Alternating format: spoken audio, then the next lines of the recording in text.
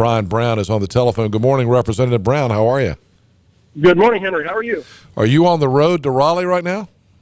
Not quite yet. Have a meeting this morning, and then I'll be headed that way. I was, we're going to be at 400 St. Andrews on Friday morning for our monthly community breakfast, but I didn't want to wait and get your thoughts on what's happening with the state budget right now. Obviously, a lot of us right now feel like we're at DEFCON 1. You have, and I'll just say this: you have been a tireless leader and fighter for Eastern North Carolina when it comes to budget cuts for things like our major medical center here, Vidant Health, and the Brody School of Medicine. And then you fight the Senate every single session on things, but it's only gotten worse. And now this new budget that that was released and immediately passed last week by the state Senate contains some very damaging things that have not been vetted, have not been talked about, and have not been properly researched, I might add. And so here we are again with the Senate coming up with these radical ideas. Some people say creative. I say it's radical at this point because they haven't done enough research on what this is going to do, particularly to Eastern North Carolina. And you get the feeling that a lot of people in leadership in the Senate don't even care, Brian. Well, first of all, I appreciate your kind words, and we certainly are battling the Senate year after year after year. Somebody told me a long time ago that I should never read the newspaper, and I will tell you, never read the Senate budget.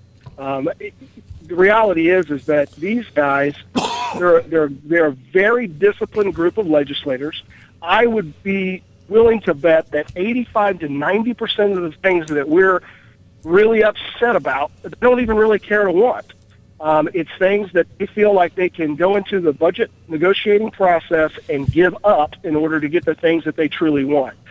They're extraordinarily disciplined in being able to stick on that message and to stay focused on what their ultimate end game is and to make that happen. In my mind, it's horrible politics. It paints a horrible picture on what we're trying to do from a budget perspective and how we're trying to move the state forward. And, it's politics at its best, whether we want to admit it or not. That's the reality of it. And, we'll fight to make sure that the things that we're really upset about are, in fact, just negotiating points and are going to get pulled out. Now, I will say some of the items, like the $8 million for the Brody School of Medicine, that won't even be negotiated because that was agreed upon in both budgets. The reinstatement for the outpatient set-off for Vidant, moving it back from 70% to 100%, that was included, so that won't be in contention either. So there is a couple good things that we were able to kind of dig our heels in and make sure that they don't even play with, that won't even be further discussed. So we have to look at this balancing act, but at the end of the day, and we've got to be better in the political realm, and we've got to do better with messaging, and this isn't the way to do it. Well, those two things that you mentioned, you fought very hard for the last 3 years and finally got that agreed to. But then the stuff that came out about the hospitals and the way that they're going to deal with hospitals in the future, if this were to pass, that stuff pales. The things that we've won, gotten, I shouldn't say won, the things that we've gotten reinstated that we already had for the Brody School of Medicine, that stuff pales in comparison to what's in this Senate budget. I was talking to some folks in Raleigh last week, and you talk about them throwing stuff in there that they just to negotiate. Mm-hmm. The response that we got back was, where do we start? There's just, in this particular bill, there's so much bad stuff in there. You look at it and go, where do we start to try to get some of the, and you worry that you can get 75% of the bad stuff out, but if you leave 25% of it in, it's going to be very damaging to Eastern North Carolina.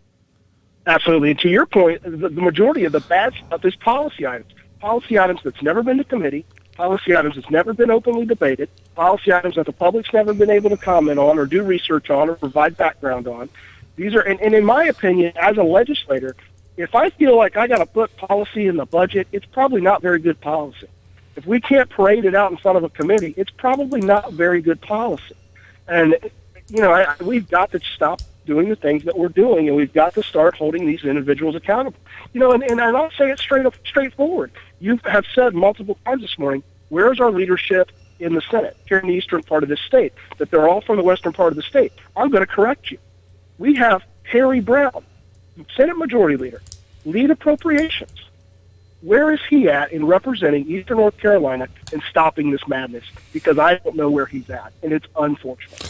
And of course, Senator Brown represents Onslow and Jones County. I was talking specifically about the needing someone who actually represents Pitt County, like you, in the Senate to step up. But you have to think about it from this perspective. The things that happen in Pitt County have extreme ripple effects throughout the eastern part of this state, particularly when we start dealing with our hospitals, particularly when we start messing with VITA. And if we don't think for 1 second those ripples won't come crashing down on Onslow County, we've got another conversation to have. And again, that's where I'm really looking at it going, I just don't quite understand what the thought process is over in the Senate and why we're not seeing clear leadership step up and stand up for the East. It's just disheartening in my mind. So now the Senate has passed the budget. The House has passed the budget. It comes back for a conference group. There will be different legislators from both chambers appointed by the leadership and in each individual chamber to a conference committee. And then you'll have, 10, 15 people working this out at this point. Is that about right? That's about right. Yeah. Mostly your senior appropriations folks, your two senior finance folks from the House, and a very similar makeup over in the Senate that'll get in and hammer it out. For the most part, the Speaker and the President pro tem try to allow the budgetary and finance folks try to work out the majority of the differences, and they'll kind of come to the table once the things that are absolutely impassable are kind of in place, and they'll begin their little negotiating dance, if you will, to try to hammer out the final aspects of the budget. To your point that you had made a little bit ago about a continuing resolution, we're hearing a date of the continuing resolution going through mid-October. Now, that's obviously a starting point. Could it certainly be pulled back once the budget passed? Absolutely. But, it seems a little lengthy, if you ask me. So there is a possibility, although this would be unusual, but there is a possibility that you guys would adjourn and just put a continuing resolution in and come back in the fall and try to get a budget. I don't know that we would adjourn. I think you think you'd stay there and hammer things out. Yeah, I really do. I think so. There could certainly be a time that we could do like we did last year, where committees kind of stopped and the majority of the legislature does quote unquote go home, while the conference chairs go ahead and continue to try to get a budget passed.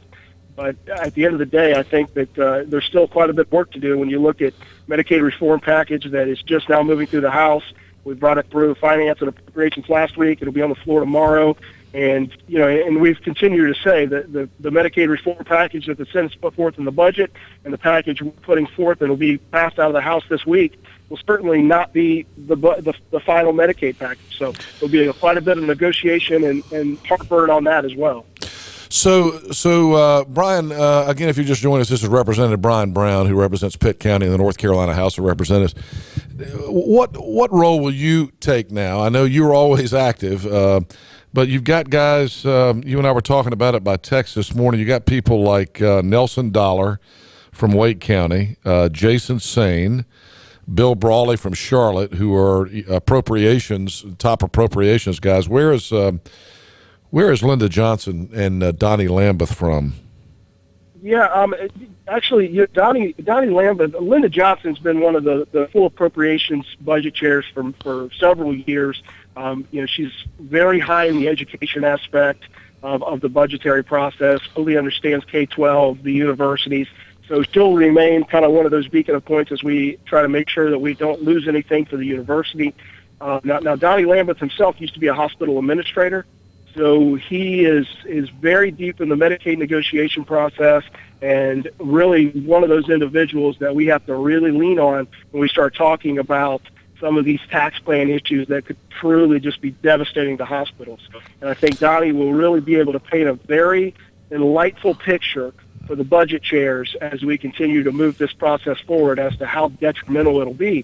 And, the folks from Biden will tell you, Donnie Lambeth has been an unbelievable advocate for us He came in with me, so he's only in his second term and has elevated himself into being a full budget chair. So I think a lot of him, and I think that a lot of folks think a lot of him. But most importantly, I think he understands Eastern North Carolina and thinks a lot of us. So that's extraordinarily helpful. And I think that you're the reason for this, but I get the sense that people understand these issues in the House a lot better than they do in the Senate. Is that a fair statement that the leadership in the House really has more compassion and understanding about these issues than in the Senate? To say that the House understands more, I'm not sure that that's even the right thing to say. The House has certainly been more amenable to understanding and putting things into action. When you talk to some of the senators over there, they can very much recite the issues that we're talking about. They're just unwilling to move forward on making sure that they stay in place or that they're not taken away. And, it's still hard to understand why. I tried to really forge a relationship with Senator Bob Rucho, who's one of the head finance chairs. Interestingly enough, he voted no for the Senate budget. Yeah. So, I think that certainly Senator Rucho's come a long way in understanding my plight, if you will. But there's so many senators over there that just aren't quite willing to move our direction. So my focus will, again, continue to be leaning on our leadership in the House and hopefully making, these things a true point of negotiation that we're going to dig our heels in. I've made it clear I won't vote for it, and I got a block of folks who wouldn't vote for it either. So that's the message that has to be clear. We haven't talked about the fact that this budget also includes the very radical redistribution of sales tax to some of the rural counties, and is going to really do a number on some of the larger cities, including Greenville. Absolutely. And probably Jacksonville in our area, which is interesting since Senator Brown is the author of the bill and he owns businesses in Jacksonville, but he's from Jones County. But, we're hearing that Senator Rucho and Senator Brown did not agree on this, and so there's even some dissension and disagreement inside the Senate leadership about some of this revenue stuff. And then out of the blue, I haven't even asked you about this, of course, I think, and again, I have to be careful because people think this is self-serving because I sell advertising for a living, it's how I make my living, but I don't think there's any question about the fact that it is factual that an advertising tax, moving away from a corporate tax and putting it on advertising, is just going to crush small businesses. I mean, you think about this. If you're a small business, if you're a business owner, you're thinking about moving to North Carolina, are you going to move your business to a state? One of the only states I think we'd be one of two states in the country with an advertising tax. Other states have tried this. The state of Florida tried it. It was devastating to the economy in Florida. They had to repeal it in 6 months. The legislature got embarrassed by it. It was such a harmful effect to the economy. So, that came out of nowhere. Would you agree with that? That had not been vetted or discussed in this session anywhere, had it? No, I mean, it definitely didn't get vetted or discussed in a committee process. But to say that I hadn't heard wind about it, there hadn't been conversation about it, is not accurate. Now, obviously, we were a little surprised when it was put in the budget and passed out. But to your point, there's just no way that that's sustainable. On myself as a small business owner, I would certainly have to realign my advertising budget when you started to look at what we would have to pay from a taxing standpoint. And that just drops revenues. It drops the ability for us to be able to advertise and bring new customers in, which he even has a further cyclical effect down the line. It's definitely not good policy. I don't think we should move in this direction. But at the same time, I'm also somebody who doesn't think we should tax things like veterinary clinics and other items. I don't think that that's good policy. And I just don't think we should, appropriately move things in that direction. Well, Representative Brown, thank you for the fight. I'm going to be over there fighting with you tomorrow. There's going to be there's a finance committee meeting over there tomorrow, so obviously there's a lot of folks in the business world are going to show up in Raleigh tomorrow, and I think you're going to see a lot of unfamiliar faces tomorrow because I know people from the advertising world are going to be there and others. And I just want to thank you again publicly, not only for what you do to fight the Senate on some of these crazy things, but also your willingness to listen and to understand the issues and to do your research to represent your district, which I don't think has happened in the Senate in the last 4 years. I really don't, as far as this district's concerned. So, God bless you, my friend. Oh, I appreciate it. I truly do. We just got to keep fighting the fight. And, if your listeners are out there, please call your Senate folks, talk to them, share the story, share factual stories, but share the story and help us try to keep the House's position on this budget. All right. Thank you, Brian.